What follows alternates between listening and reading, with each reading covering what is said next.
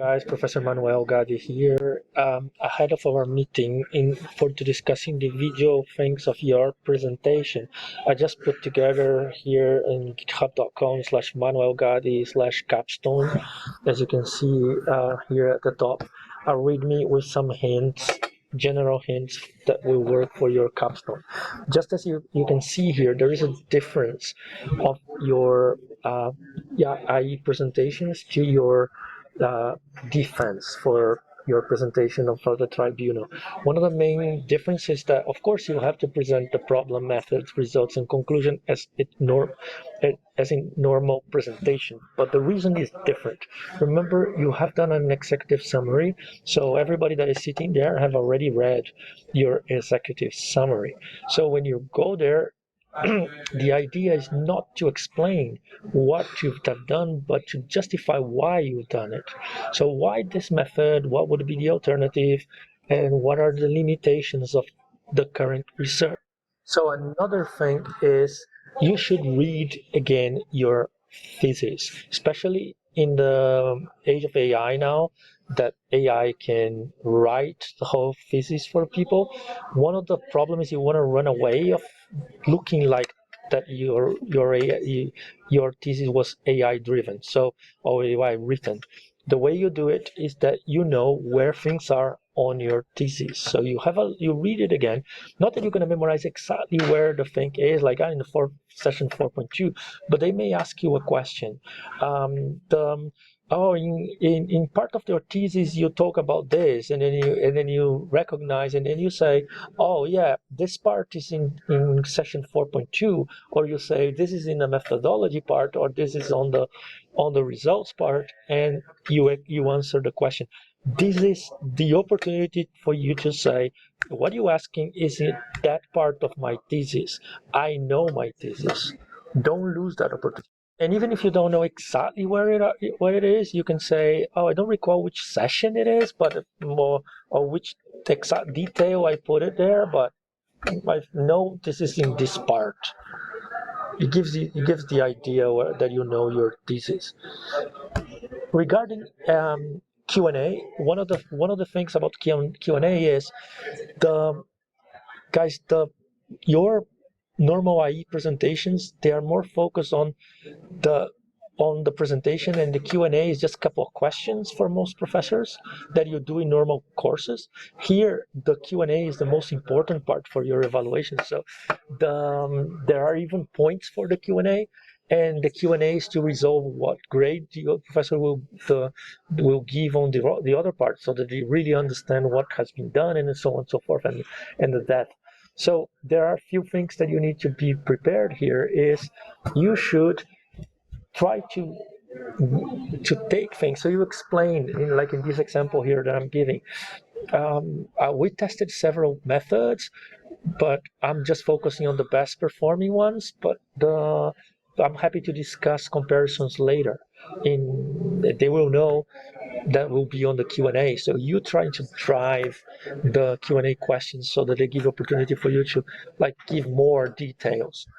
Another thing that I forgot to say is never ever read. Don't write too much detail on the presentation. If you write too much detail, you run the risk of reading. And in the age of AI, you need to run away from looking like you're reading either from a paper or from the PowerPoint itself. So you can memorize the stuff, so you can come with everything memorized and then you spitting there. Not recommended either, but you should kind of improvise. But because you know the thesis, the more fluid you present, the better. You know that's typical from other things. But please run away from reading. You don't read from any notes, you don't read from the PowerPoint, you don't read from anything. So avoid even putting too much detail on the presentation. Show the limitations of your work and relate it with the future work. So you're showing the critical thinking here. You know that where it's weak and how you could have done better in the future if you had more time. this part I will discuss individually with each one of you by looking at the professors that you have. But if you know a professor is more technical, include model choices, parameter choices, assumptions that you have done on the model or on the data, and metrics that you have explored a little bit on the presentation about the metrics. If the professor that you have is a more business oriented, don't make it boring with too much of the metrics and too much of the assumptions.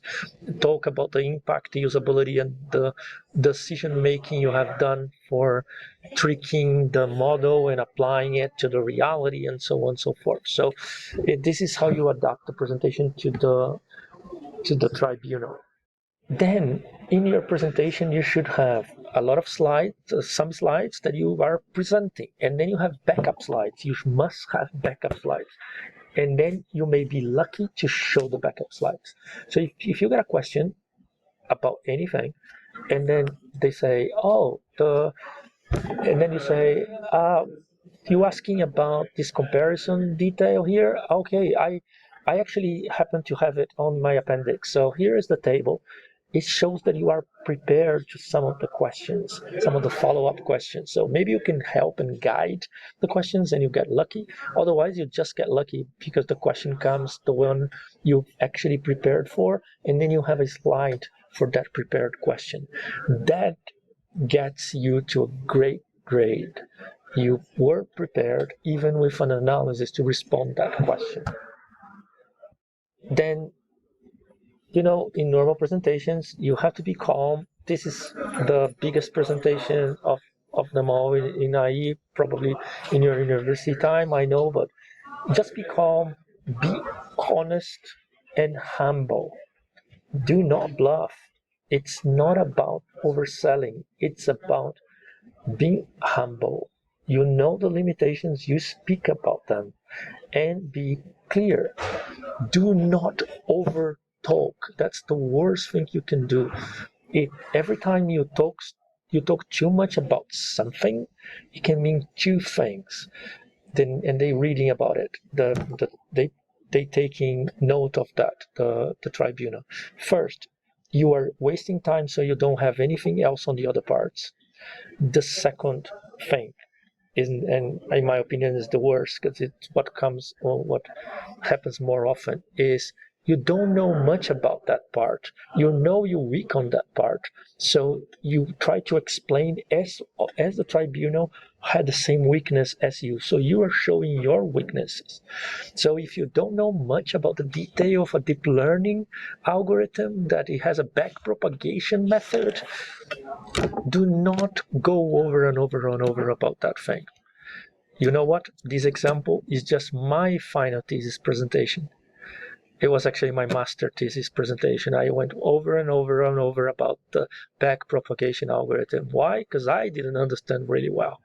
And I showed the tribunal that I didn't understand really well because I went over and over and over again. That was one of the comments from the tribunal.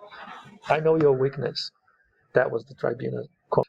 So yeah, I comment this comment already. So let them don't even review your weaknesses if you go over and over and over. Do not over explain, over justify.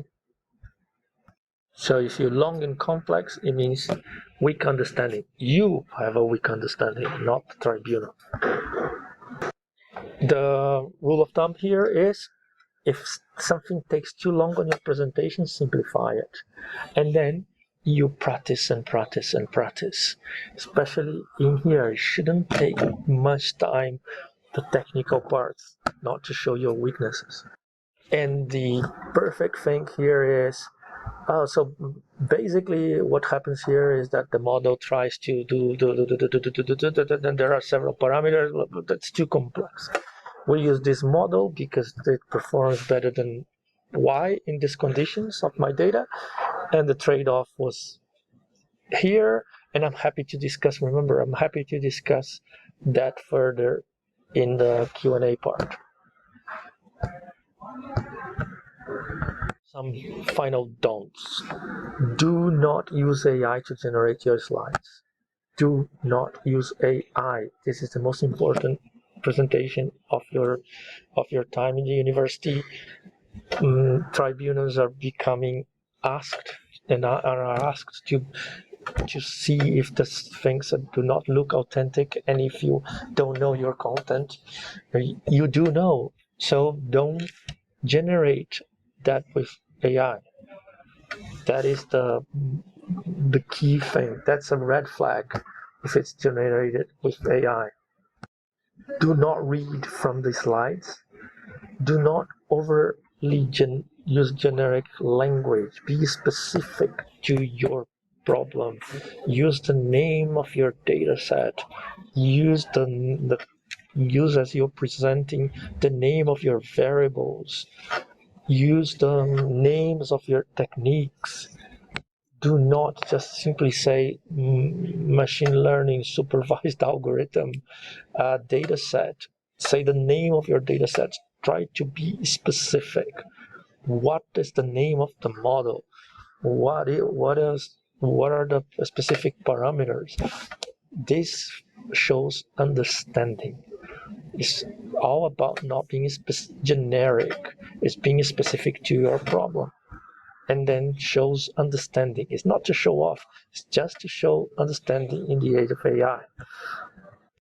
Now, a couple of things. Do not include content that you cannot defend, and do understand the parameters. So the one of the things is, if you include on the presentations the parameters of your model, make sure you know all the parameters of the model that are there. So make sure you understand them to explain if requested, and it's a good idea that you show the parameters anyways. And then another thing is, because just because you don't have a parameter there, it doesn't mean that it's not using the parameter. You should know the default parameters that are there, that you haven't twisted, you haven't hypertuned, and in case they ask anything about it, and you should be able to identify it. So it's a good idea to have a backup slide with the default parameters that have been used on your modeling, and then you have a prepared explanation of that model. In the Q&A, it's completely okay for reading. Okay, the Q&A, I mean, in the detailed thing. So the parameter, you can have the explanation of the parameters there. That's okay. That's acceptable. Nobody knows all the parameters, but you were prepared. So you went to your cheat sheet, that is your slide. So in that case, it's okay. But for the Q&A, you should be able to answer most of the thing. I'm just saying that the detailed parameter, if you have it prepared, you can look into the slides. So guys, do not avoid questions. So if somebody asks a question, it depends. It's never a good answer. The answer is depends. So you tell it depends on what. So the thing is, it's better to say I really don't know. I don't know. I haven't looked into that. It would be nice if I have time, I would look into that. You can use it wisely, that thing, not too many times, but it's better to say that than saying a vague answer, or go over saying an answer to something you don't really know. So I don't know what would happen if I changed that parameter. I haven't tested. It would be nice if I had time, I could test that. That's a good input. Do not pretend perfection. Your model is not perfect. Explain the limitations, and do not put too many slides. It's not necessary. It's not necessary. There's no minimum, no maximum. No, do not put much text. It runs the risk of you reading. And also too many results. You put the most important results, and then you put the other results as a final appendix. Remember, put it in the appendix. So, final takes. What's the objective of your defense? It's not to show what you've done. It's to show that you really understand your work. This is what you want to show. You don't want to show that your work works, that your project works. You just want to show that you understand. People have already read what you've done. Now it's, do you understand? That's what you're showing, not what your project is about. So good luck, guys.